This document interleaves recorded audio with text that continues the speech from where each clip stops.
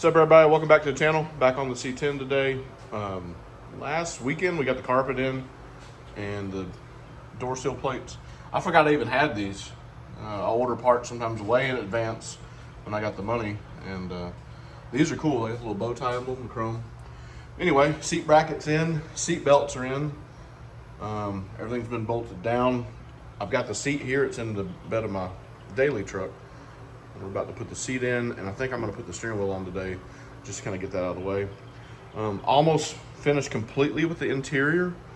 I'm waiting on a bracket for the driver's side visor, the little chrome stem bracket that sticks out over there. That is on nationwide back order with everybody in the world.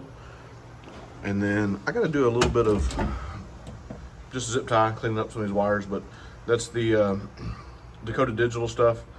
I don't know, just a good place to mount it. You don't have much of a glove box in these trucks anyway after you put the vintage air.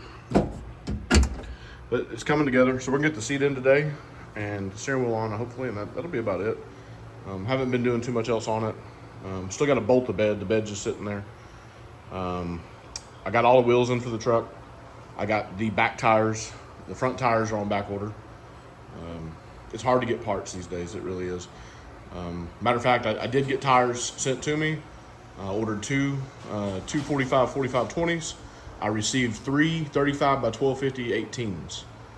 I don't know how that happened. Summit Racing screwed that one up, so they're taking care of that. But yeah, and then a lot of people keep asking when I'm starting my motor build. It's here. It's still there. It's all, I got it on a stand. I ain't touched it since I bought it, except put it on the stand. And the transmission is down there underneath that. Reason why I got started on it is because I still need parts, still accumulating and buying things, but getting a little bit closer. All the suspension stuff's been done, all the brakes have been done. Once we get the bed bolted in, we can see my tires for the back are pretty wide. We got to see if we need to modify the tubs back here or what we have to do to make it work. So we're not putting any wood in the bed, obviously, until that happens. And I'd rather get it started up and running before I put any wood in the bed too, just to make sure that the fuel tank that's underneath all that stuff doesn't leak and everything works out. But it's coming along really, really good. Not bad for, touching this thing one day out of the week, every once in a while when I don't have a motor to build. Coming along pretty good. So here's the seat I picked. This is a Distinctive Industries bench seat. Diamond stitch, color is called saddle. All the stitching is black. I like it. It's a clean looking seat. It came in with no damage that I could see. I paid for all kinds of shipping and insurance and everything else. I'm sure everybody's gonna ask, why didn't I buy a Snowden seat? Well, to this day, right now, if you go to Snowden, you'll pay about the same, maybe around the same price of what I paid for the seat, give or take. Snowden will not ship to a residential address. You go to the website right now and look. They can't ship to your house.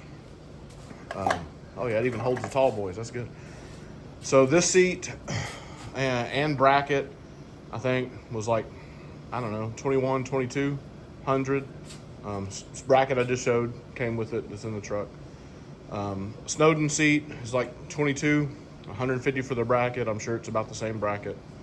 They look almost the same to me, but like I said, Snowden would have been 22 plus the bracket, plus shipping, and I paid $600 to ship the seat.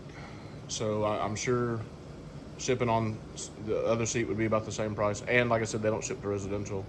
Dad's 65 has a TMI seat. I liked it. There's nothing wrong with it. I think they're like between $1,000 and $1,200. You can get them from Summit. Sometimes you can get them free shipping. Sometimes you have to pay a little bit for oversized shipping. That's where they got me on this. This was like $699 for the shipping. Yeah, the freight's high on this stuff. The reason why Snowden won't ship to residential addresses is they said that an 18-wheeler drops it off. Well, I actually had an 18-wheeler come in front of my house and drop this one off. So it was kind of the same deal. It's just they won't do it. But like I said, I like it. It was either out of the TMI seat or this one, like I said, Distinctive Industries. And I just really like that black diamond stitching. I do too. I almost went with the tan. Like I said, this is saddle. I think it's going to work out great. I don't know. What do y'all think? Looks pretty good. Worked out great, bolted right in. We were expecting to have some issues with it because Dad's TMI, we had to actually heat it up and put ratchet straps and stuff on the bracket and get it to bend out, but this worked out good. Worked out good. We've already sat in it. We're both just nasty. It's hot, but It's a hot one. But yeah, so seat belts are in, seats bolted down. I think the color is a good contrast against what we're gonna call our version of fawn, which was what the original was. I think the tan seat would have blended in too much with this. I think it gives it a good little contrast of colors there. You got your black, you got your fawn, you got the saddle. It sits good, it fits good.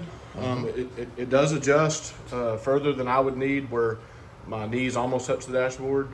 I think right now it may go back a little bit further, but then you compromise your lean here. So it's I think it's sitting about where it's going to be sitting. Once you get it set for the driver, you don't really care too much about the passenger on the bench seat. So it's going to be is what it is type situation. But yeah, I'm gonna take a little break and then get this wheel on, and then I think that's it for this truck today. But man, it turned out good.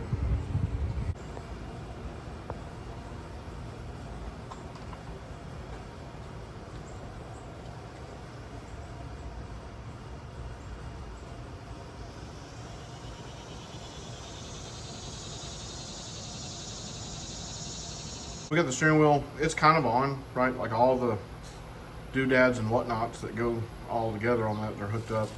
I don't have the big nut that holds it on yet. It's splined and it's tapered, so it stays on. And then of course here's the pretty little button that'll go on it. But we don't want to do any of that yet because we don't know. There's a lot of little plates and stuff in there that you mess with to get the horn to work. And we kind of rigged up a battery here, and we tried with the horn relay, which is there. I think this relay may be bad. I'm not sure. The electricals on these trucks, if you don't have good ground, it messes stuff up. But so far, everything electrical-wise on this truck has been fine.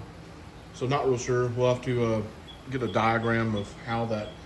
The horn relay also provides power back into the truck for like the headlights and dash and all that stuff, and all that's working. It's just the